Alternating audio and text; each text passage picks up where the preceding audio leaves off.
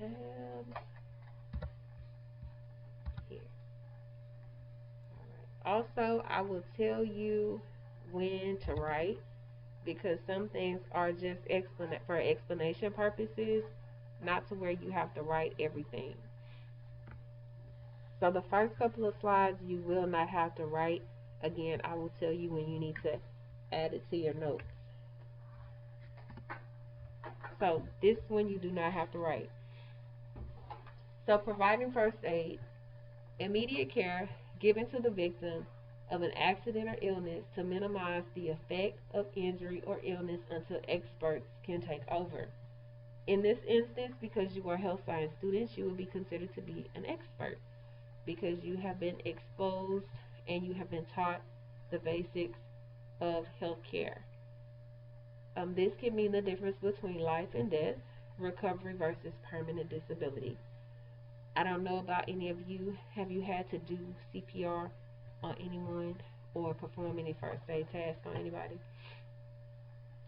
I have. My aunt was having a heart attack. The sad part was that I didn't know it because she was complaining about having gas. Now, somebody asked me in my last class, well, Miss, if we have gas all the time, does that mean we have a heart attack? No, it does not. It's just that in women, the side effect or the sign that they're typically having a heart attack is ignored because it's usually gas. With men, a heart attack, it starts in the chest and it radiates down to the left arm. With women, it's disguised as gas, feeling full, having to go to the restroom, and that's what she was doing all day that day. She just kept complaining, oh, I have gas, I can't let it out. She kept going sitting on the toilet like she had to bear down, and it wasn't. It was, excuse me, her having a heart attack. I say that because I don't ever want anybody to be in the situation that I was, where I learned that after the fact, when I could have possibly saved her, but her comorbidities, she smoked, she was overweight, I may not have been able to. You do not have to write this one. But I do want you to remain calm and avoid panic. That's easier said than done because usually with your first medical emergency, you usually freak out. And it's okay. It happens to all of us because most people, I tell you that if you're not scared, then you're lying. Because things happen that you learn at school in books, you see it on movies, and you're like, that'll never happen to me. And when it does, you're like, oh my God, oh my God, oh my God. So yes, it does happen. So just remain as calm as possible, gain your bearings, and keep it together.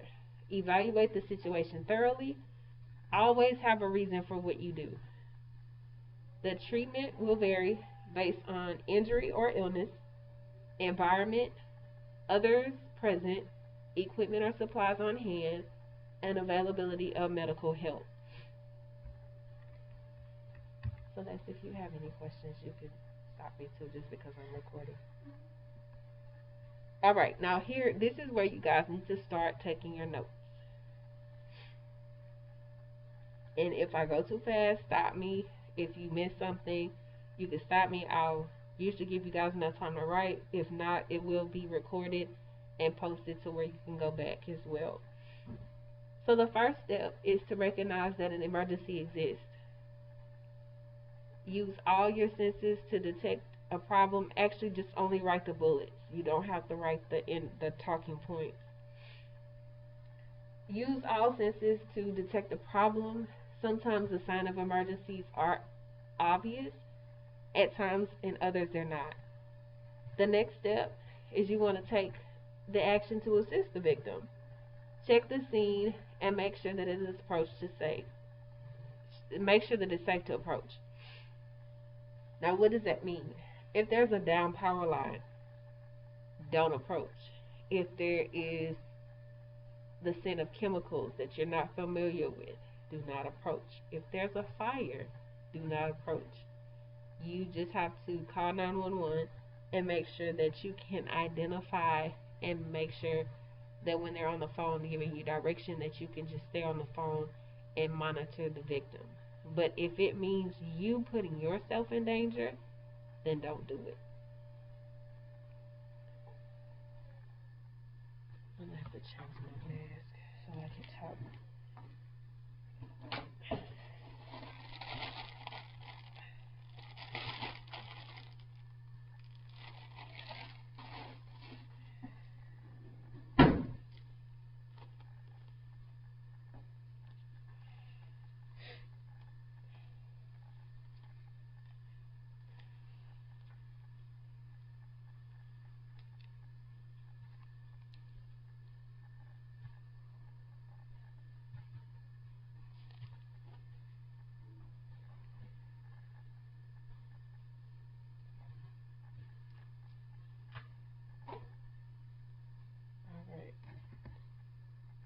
Alright.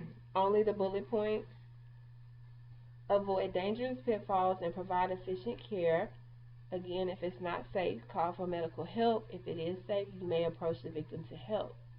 Call emergency medical services, EMS, as soon as possible. Also known as 911. Most of us have an emergency feature on our phone. I know on the iPhone that we have it. If your phone is locked, you can still call for help. But as soon as you know that there's a medical emergency, call 911.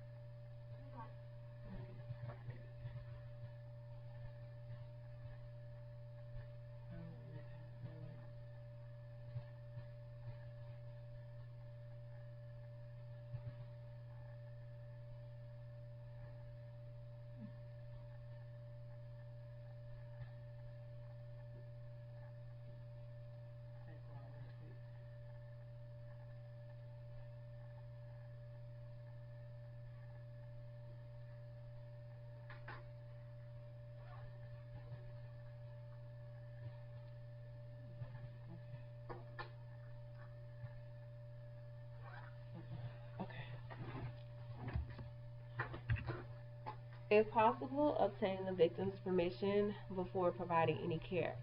No, I know that sounds really silly, but sometimes people don't want your help, and you can't force it on them. So ask, can I help you? Triage if necessary.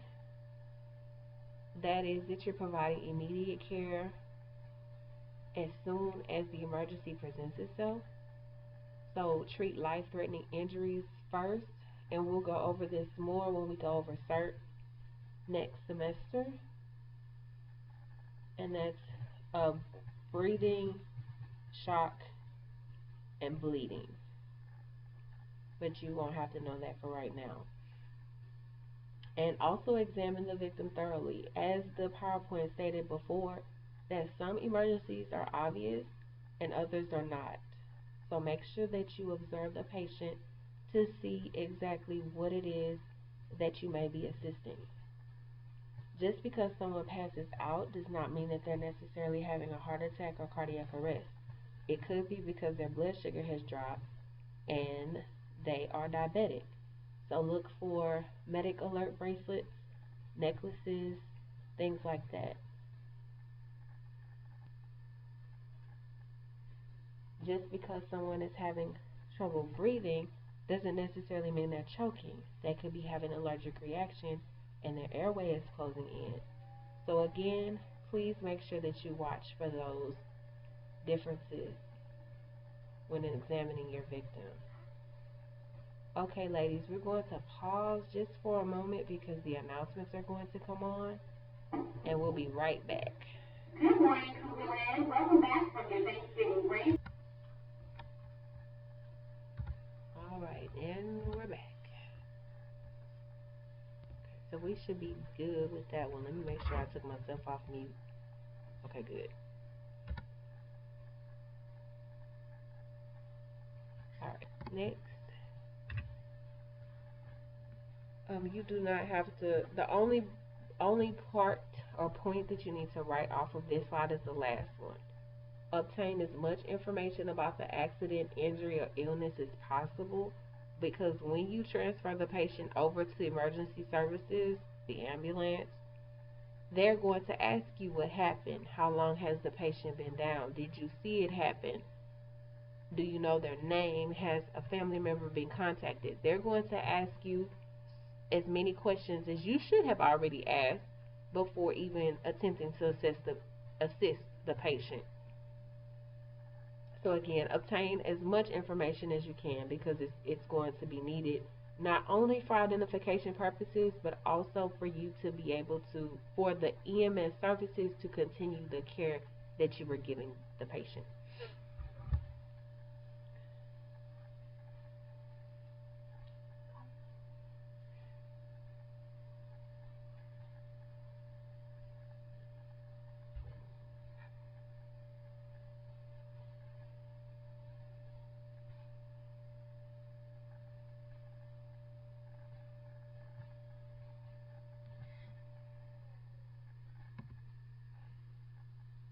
Okay, we're going to skip through the summary and go straight to CPR. So you will need to write this entire slide. So performing cardiopulmonary resuscitation. Cardiopulmonary resuscitation is known as CPR. Cardio is heart, pulmonary is lungs, and resuscitation is to remove from apparent death or unconsciousness. When performing CPR, you are breathing for the patient and circulating blood.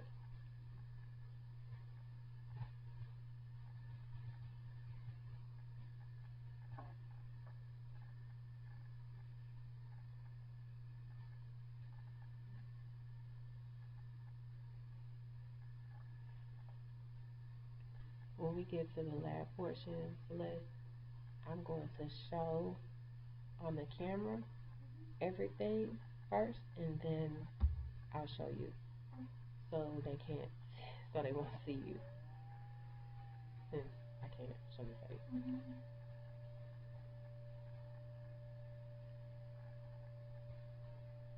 Now, some of you may already be certified in first aid and CPR, so you probably already know these things, and it'll be a refresher. But for those of you who are not, please take heed to this information because it will be useful to you in the future. I am planning on getting you all certified in the spring. We just don't have enough time for you all to do it in the fall. For those of you who are virtual, you would take the necessary information from this class in order to apply and come up here during the week to do your skills. But again, that won't be until next semester, and I'll definitely let you know how that will work out.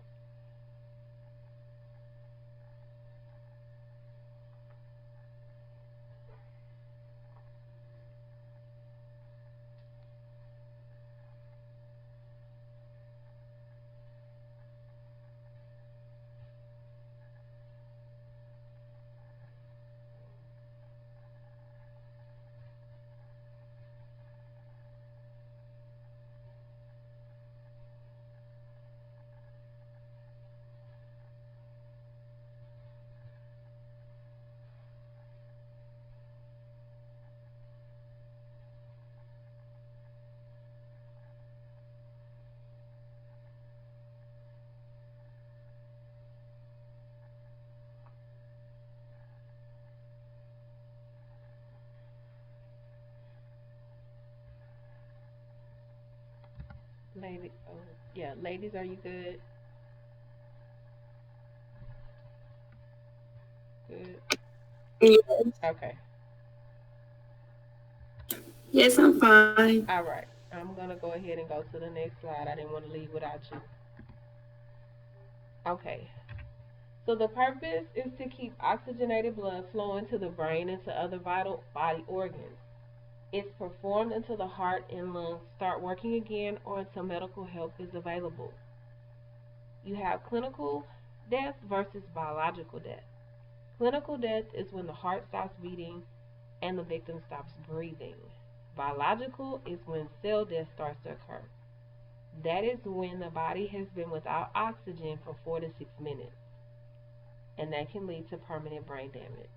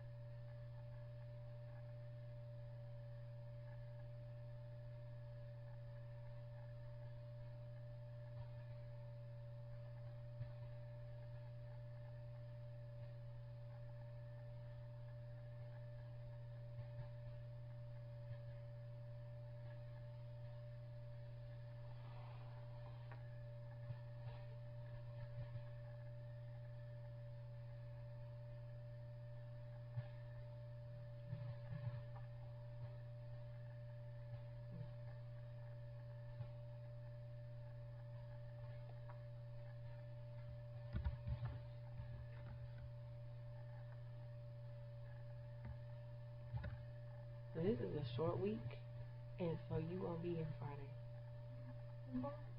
Mm-mm. They gave us, I guess, a rest day. We ain't really resting, but because we still have to post assignments for y'all, and then yeah, yeah, yeah. I'm gonna interrupt y'all in a minute and show y'all the schedule, or remind me to show you the schedule because finals start next week, and I'm pretty sure y'all didn't know that.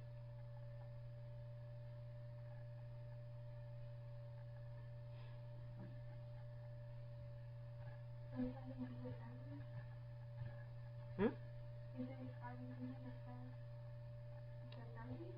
No, y'all going home. Y'all going home a week early. Yep. Part of it, I believe, is COVID.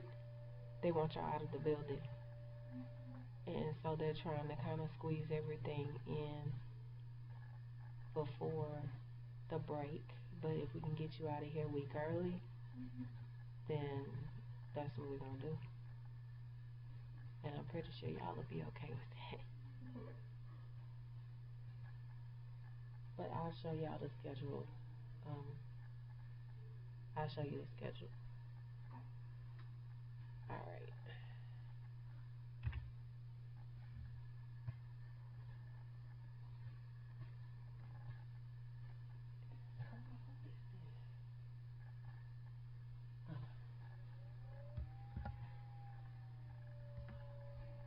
Okay. Now I have to make sure I don't mute myself. Oh wait, no. You need this one, and they need this one. Okay. So components of CPR is CABD. C stands for circulation, A stands for airway, B stands for breathing, and D is for defibrillation, which we will talk about in just a moment with the AED unit.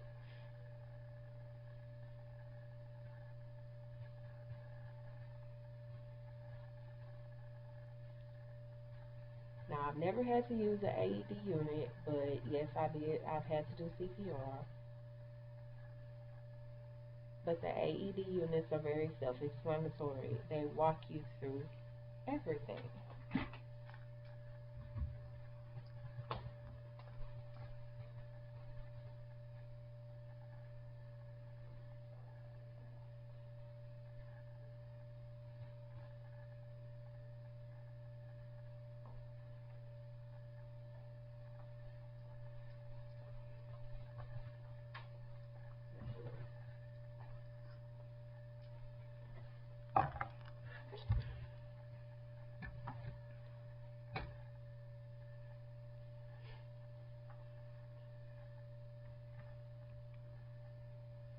I probably should get one for them too, but I'll show everybody at the same time. So, an AED, an automated external defibrillator, It provides an electric shock to restore the normal electrical pattern and rhythm. An adult and child shock dosages are different because of the size of the pads. The ones that you typically will see are the adult pads. You can use the adult pads on a child. It's not recommended, but if that's all you have, go for it because you would rather save the child's life than not.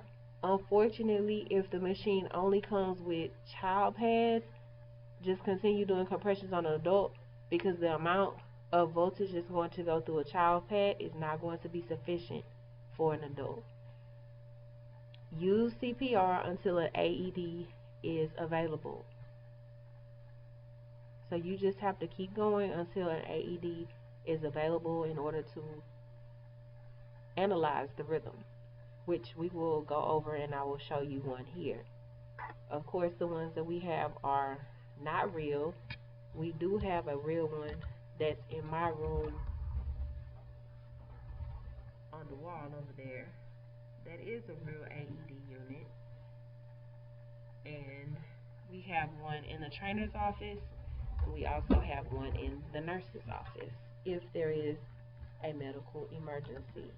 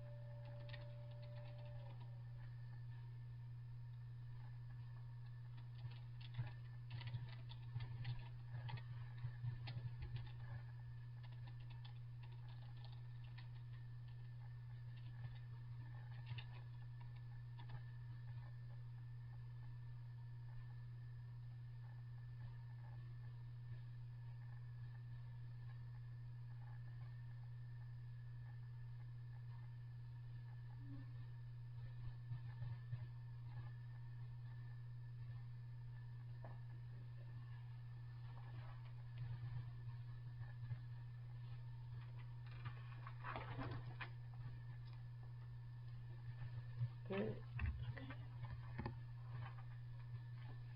So the basic principles of CPR. We're going to evaluate the victim's condition before starting CPR. First, you want to check to see if the patient is conscious. It'd be terrible if they are just laying in the ground, taking a nap, I don't know. But make sure that they're not breathing and that they need CPR. If they are unconscious, check for breathing. So what you're going to do is you're going to, let me get my mannequin.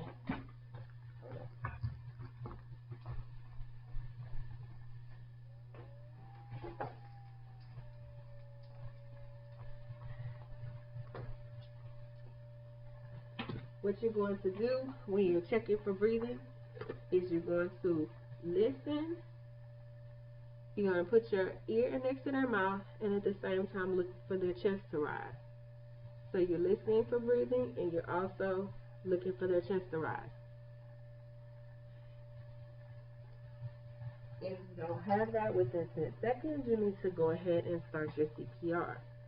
If they're not breathing, call for help. Open the airway using the head tilt chin lift or jaw thrust maneuver. Now, I've never had to use a jaw thrust maneuver, but head tilt chin lift is just what it says. You're going to take the head. Y'all see me? No, they can't. So you're going to take the head tilt, chin lift. That's all it is. Head tilt, chin lift.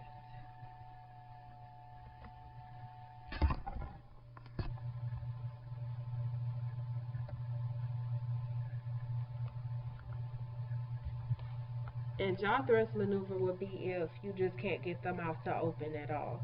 So you're going to thrust their jaw open. But that's very rare.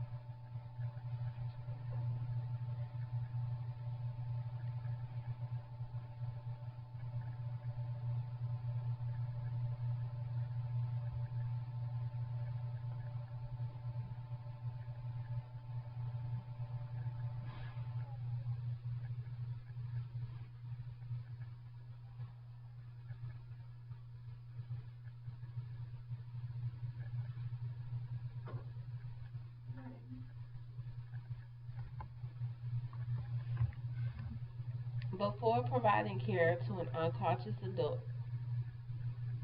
call before providing care to an unconscious adult, unconscious child at puberty. Puberty is a child that has chest hair or has developed breast, and a victim with sudden cardiac arrest.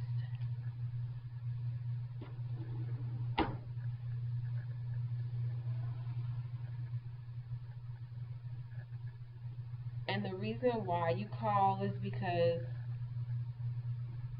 there may be another issue and the emergency personnel can walk you through it.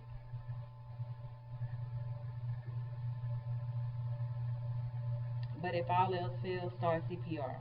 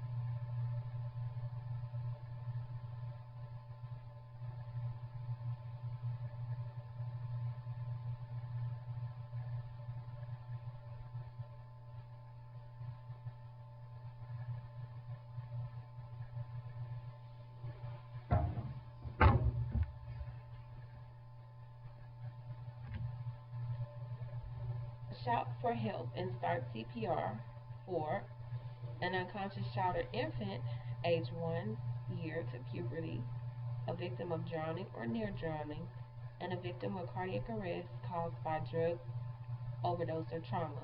Now, cardiac arrest does not have to be by drug overdose or trauma. It can be just because they are having a heart attack has led to cardiac arrest.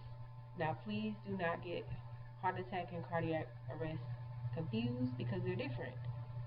Heart attack is a clot has developed in the heart. It's blocking blood flow. It can cause discomfort, pain, and dysfunction of the heart flow. Whereas cardiac arrest is the heart has just completely stopped. Cardiac arrest has stemmed from a possible heart attack.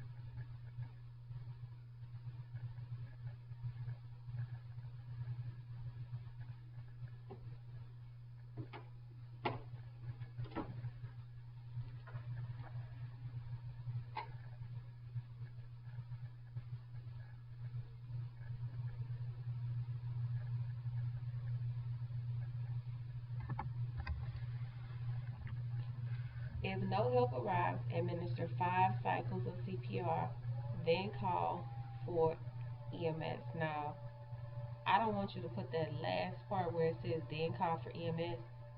Call 911 immediately. You're going to do your 5 cycles regardless. So always call for help first.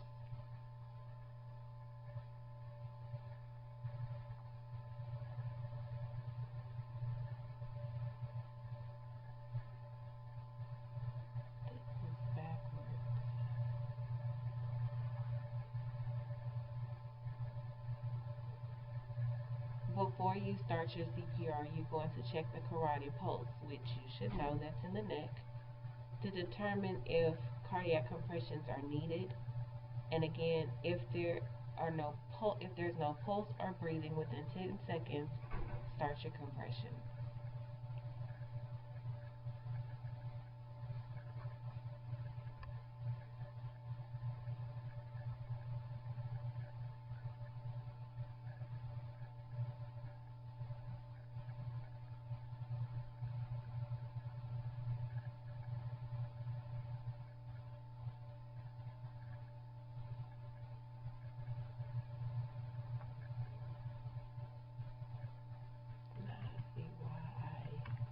I'm going back. Now I see why I skip a lot of this stuff, because it's out of order. It should be check the carotid pulse first, breathing, and then compressions. But always call EMS services first. Always. Always, always, always. Because the reason being is that an adult cannot sustain you stopping CPR to call 911. That should be the first thing that you do. Because once you start, you cannot stop until they come to relieve you. And yes, you're going to get tired, so hopefully and prayerfully you are not alone.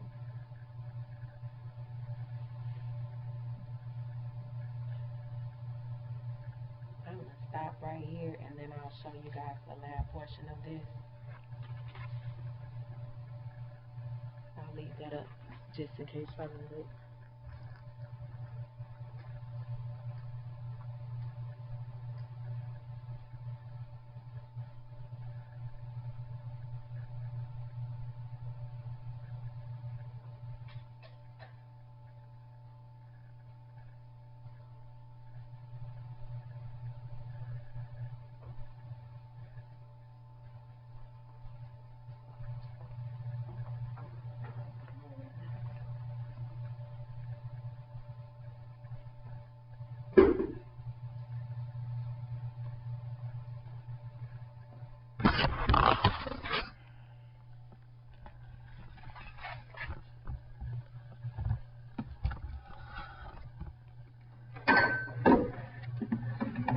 If you want to come back here for this, you can, but just sit in that chair.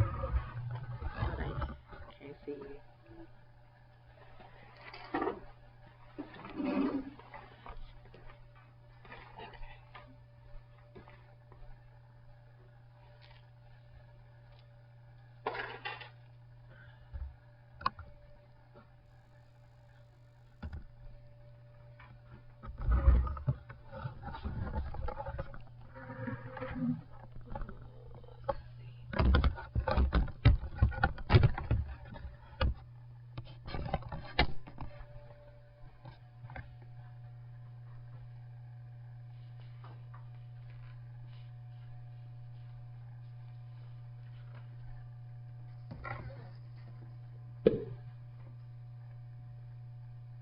I always do that, like, can y'all see me?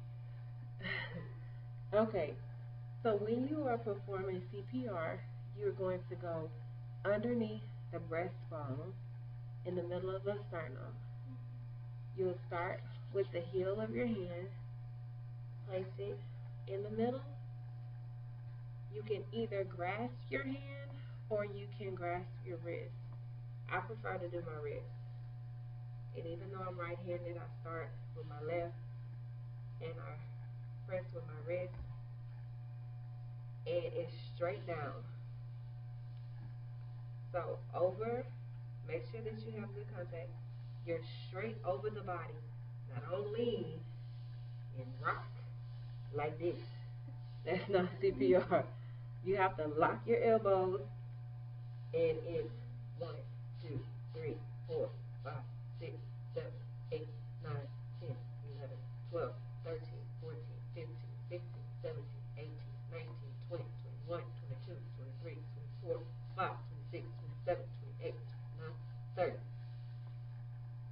5 times. That's 2 minutes. That's also not including breath. So you're doing 30 compressions. So for an adult, ladies, write this down. Your compressions to breath ratio for an adult is 30 to 2 for a single rescuer. Yes. For a two-person rescue, for an adult, the compressions stay the same. It's 30 to 2.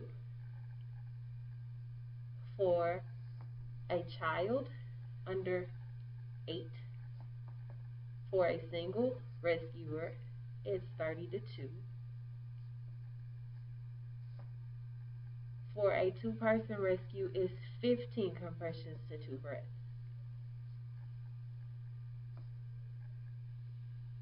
And for an infant, for a single rescuer, it's 30 compressions to 2 breaths. And for two rescuers, it's 15 to 2 breaths. Okay? So, now what I used to try to do is I used to try to cut my time by going 20, 1, 2, 3, 4, 5, 6, 7, 8, 9, 30.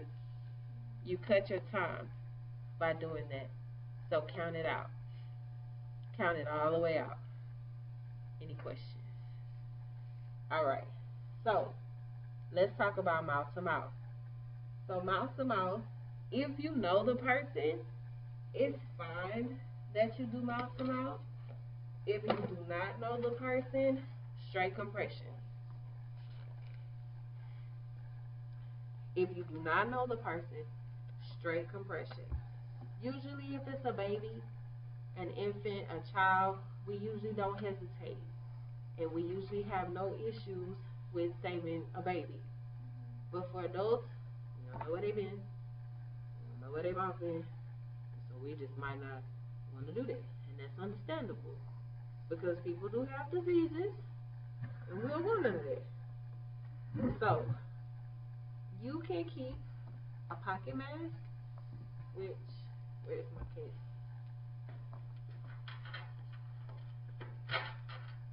Oh, here it is. Because I opened this one already. You can keep a pocket mask. Now this one, you just fold it in, and it fits in here like that. You can have a pocket mask. Some of them have a little backpack. It's real cute.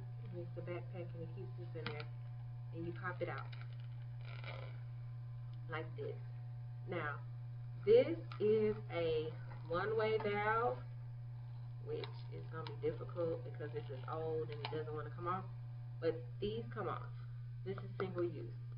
So you can take these off and reuse them, but because it's a one-way valve, it's only going to go in. Nothing is going to come back at you. So you can use one of these, or you can use a Stanley shield.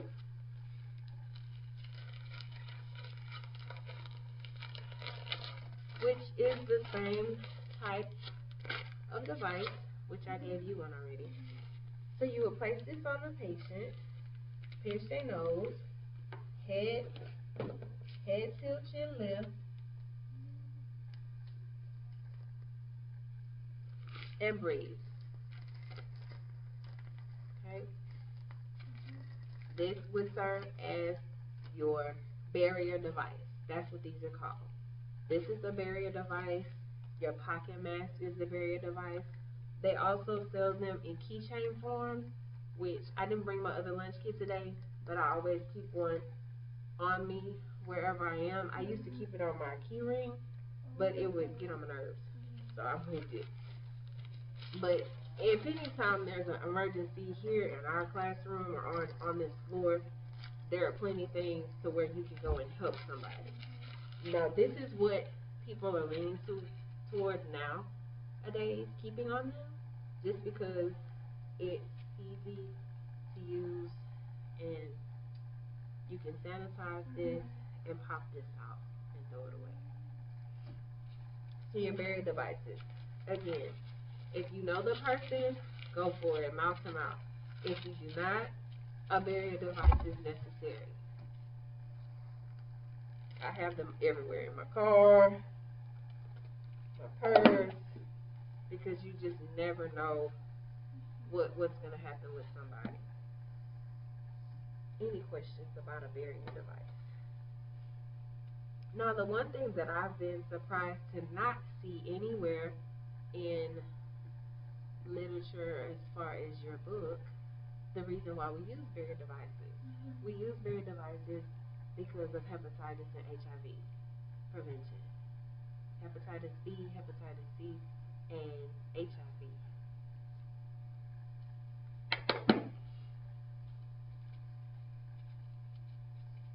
Because at one point it was mandatory. Now they're saying, oh, you can do it if you know the person. So it just changes by the moment. Alright, so let's go over, okay, they can still see me. Let's go over the AED unit. So they come in different forms. I showed you mine on the wall, but this is a trainer. And mine only has a door pad. And it's going to walk you through everything that you need to do.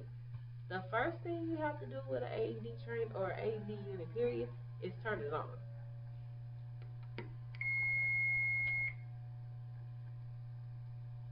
Apply pads to patient's bare chest. Okay. Plug in pads connector. Next. Okay, let me go over some stuff before we play with the AED unit. When you do the AED unit, there's some things you need to know. First of all, the pads go under the right clavicle, and there's a picture on here that shows you where it goes. Right clavicle, right under the right clavicle, and then the other one shows you under the left nipple.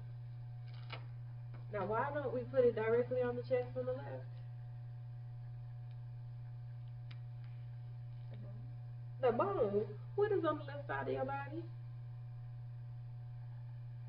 Your heart. We don't put it directly on top of the heart. So the pads are going to go underneath the right clavicle, left nipple,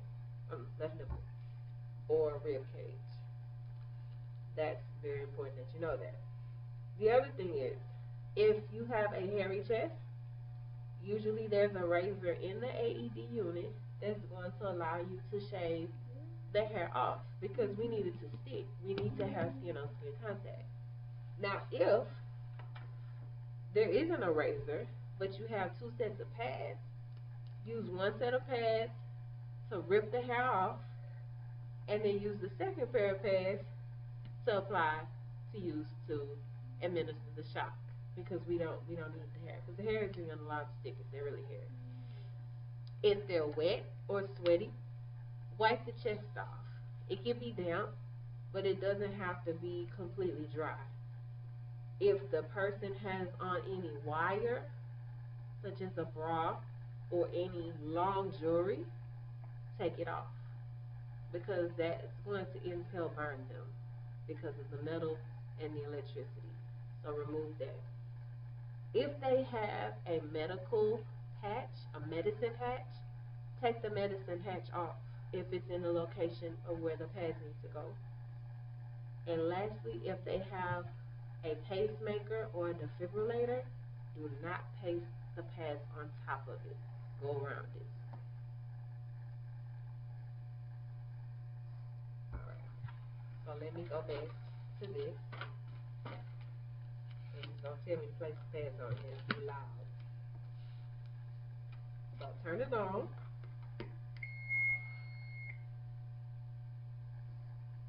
Apply pads to patient's bare chest.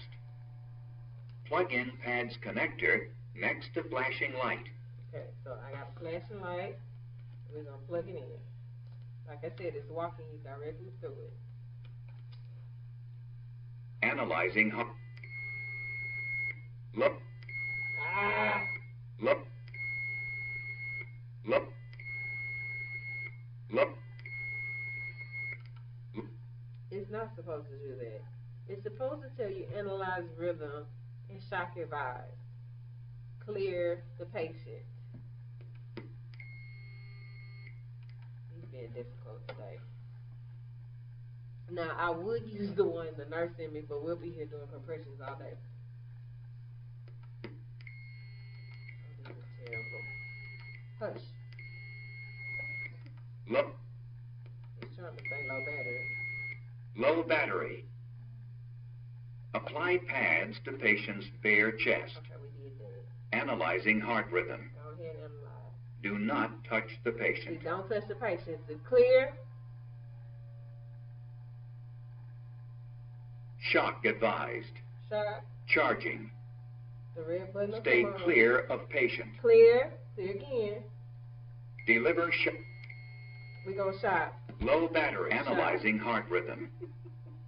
Do not touch the patient. Clear.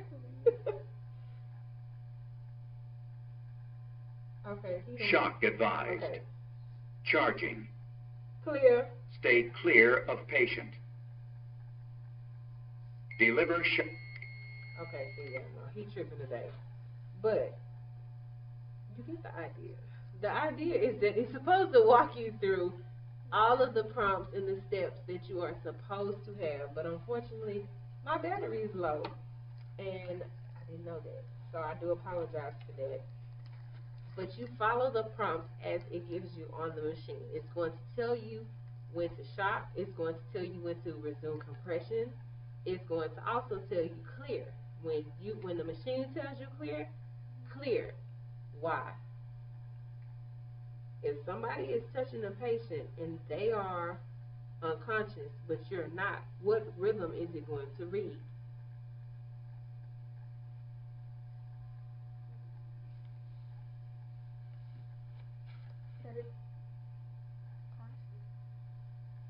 If my finger is here and it's reading the rhythm, whose rhythm is it reading?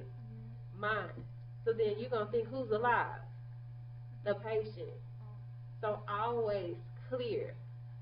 Nobody needs to be touching the patient. And then you also want to clear before shock is advised. Why? Because if my finger is here and you press shock, who else getting shocked? Me. So clear the patient. You do two clears. When it's analyzing the rhythm, clear and clear. Because that way, if somebody is in the way, move. Clear. Like, that's what it means. Second again, clear before you shock. Because you need everybody to move. That's why it's important when you are in any type of first aid or emergency situation, there's not a crowd. Because people need to back up and give you space to work.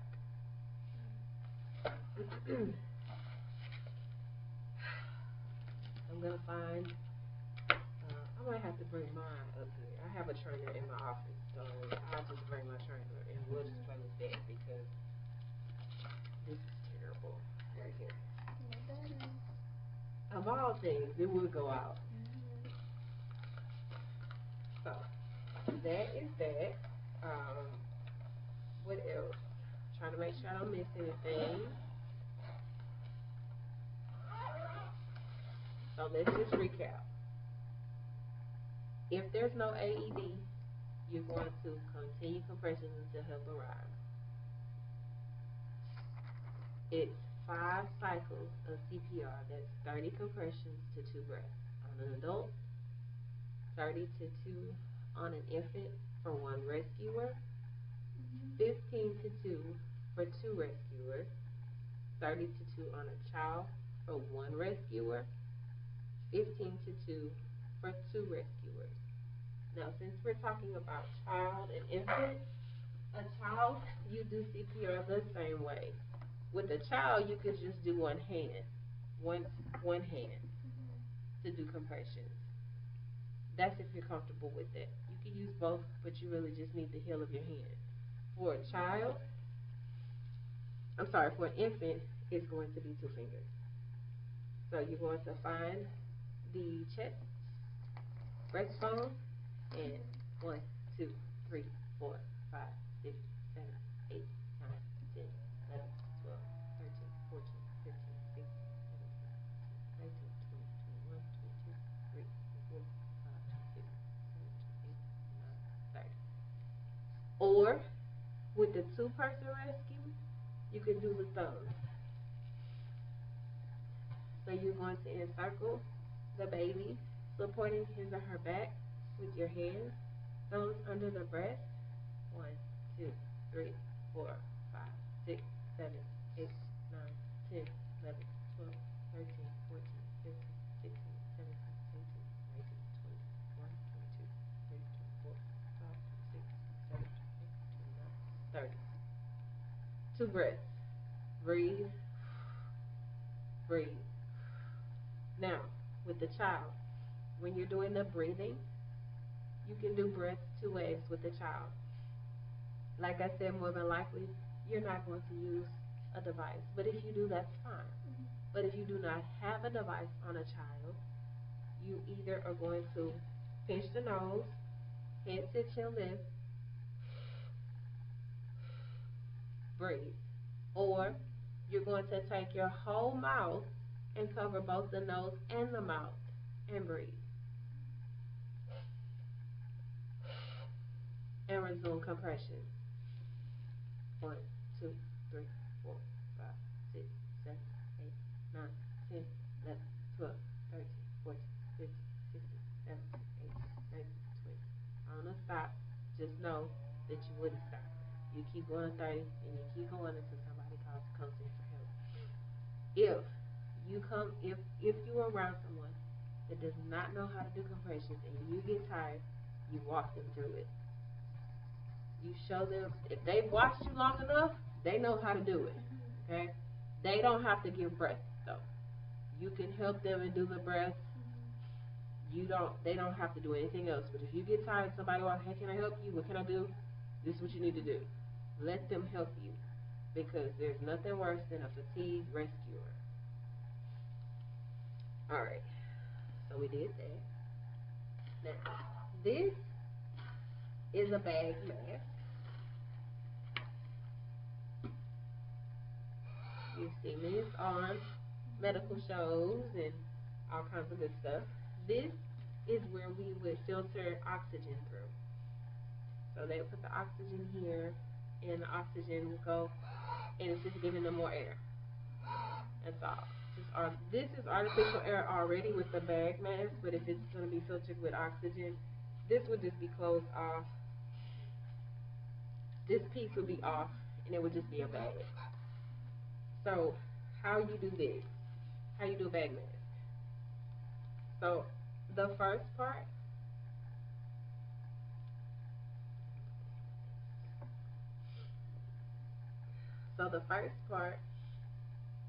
is on the nose.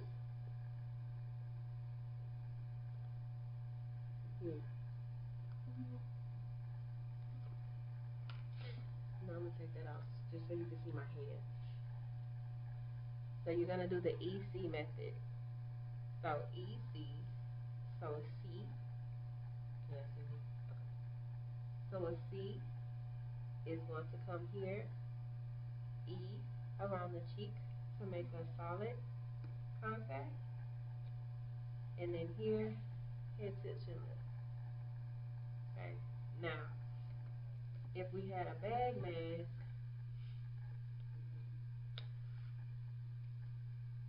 we're going to lean back.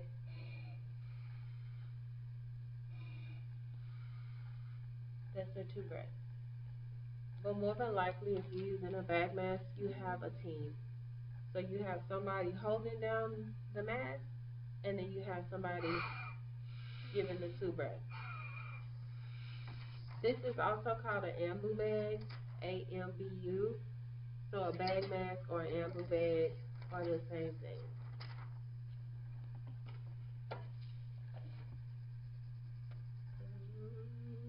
Am I leaving out? I don't think so. No, because the PowerPoint was starting to be confusing, so that's why I stopped using it. This right here, this is a cannula. You see the little nose piece? This is what you see usually when you watch TV. This would be once the person has regained consciousness, they're in the ambulance, and they're administering oxygen for them to assist them breathing. Because at that point, we don't need to use the bag mask anymore to give them air. we will give them air through the cannula in from the oxygen. Let me see. Let me make sure because I think we're good.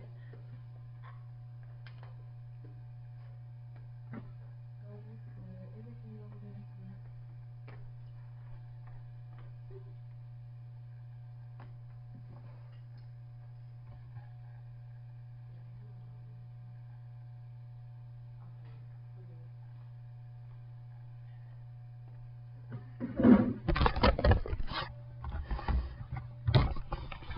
Okay, ladies, thank you so very much for joining us this morning.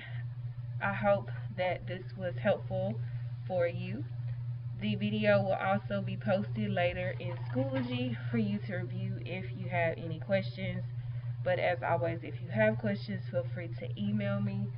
And I'm going to stop the recording just so I can show you guys the schedule for next week. So hold that thought.